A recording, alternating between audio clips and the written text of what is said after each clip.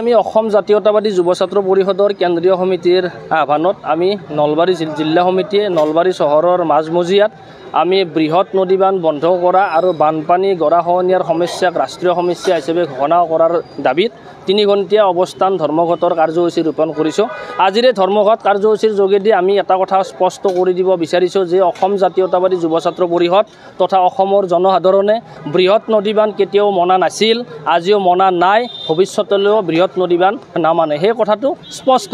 তাৰ লগে লগে আমি এটা কথা আচলতে বুজি নাপাওঁ যে শাসনত থাকিলে নদীবান ভাল, শাসনত নাথাকিলে নদীবান বেয়া। এইটো আৰু কি ধৰণৰ কথা?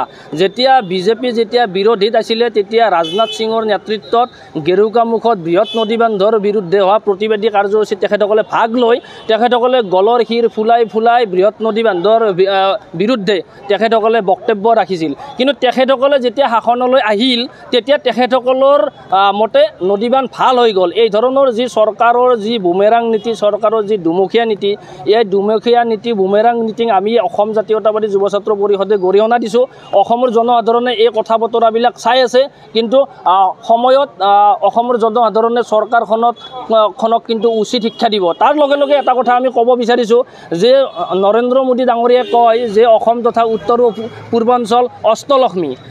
যেতিয়া অসম যেতিয়া বানপানীত ককবকাই থাকে তেতিয়া তেখেতসকলৰ সেই বক্তব্য ক'লৈ যায়? আমি দেখিবলৈ পাওঁ গুজৰাটৰ বেলিকা যেতিয়া তাত বান হয় তেতিয়া কেন্দ্ৰীয় চৰকাৰে তেখেতসকলৰ তাত গুজৰাটত পেকেজৰ বৰষুণ দিয়ে, কিন্তু আমাৰ অসমৰ বেলিকা তেখেতসকল নিমাত কিয় বা খবৰ কিয় নলয়? গতিকে এই ধৰণৰ তেখেতসকলৰ যি অসম তথা উত্তৰ পূৰ্বাঞ্চলক মাহিয়াৰ দৃষ্টিৰে চোৱা যিটো নীতি, এই নীতি তেখেতসকলক পৰিহাৰ কৰিবলৈ আপোনালোকৰ সংবাদ মাধ্যমৰ জৰিয়তে দাবী জনাইছোঁ। CTC আৰু অৰ্থডক্স চাহৰ অপূৰ্ব সংমিশ্ৰণ দিহিং পাটকাই চাহ। ইয়াৰ প্ৰতিটো চুমুকত আছে আমেজ ভৰা সতেজতা। সেয়েহে মোৰ একমাত্ৰ চইচ দিহিং পাটকাই কৰক চাই। অসম আৰু অসমীয়াৰ গৌৰৱ। আপোনাৰ দিনটো সতেজ কৰক দিহিং পাটকাই চাহেৰে।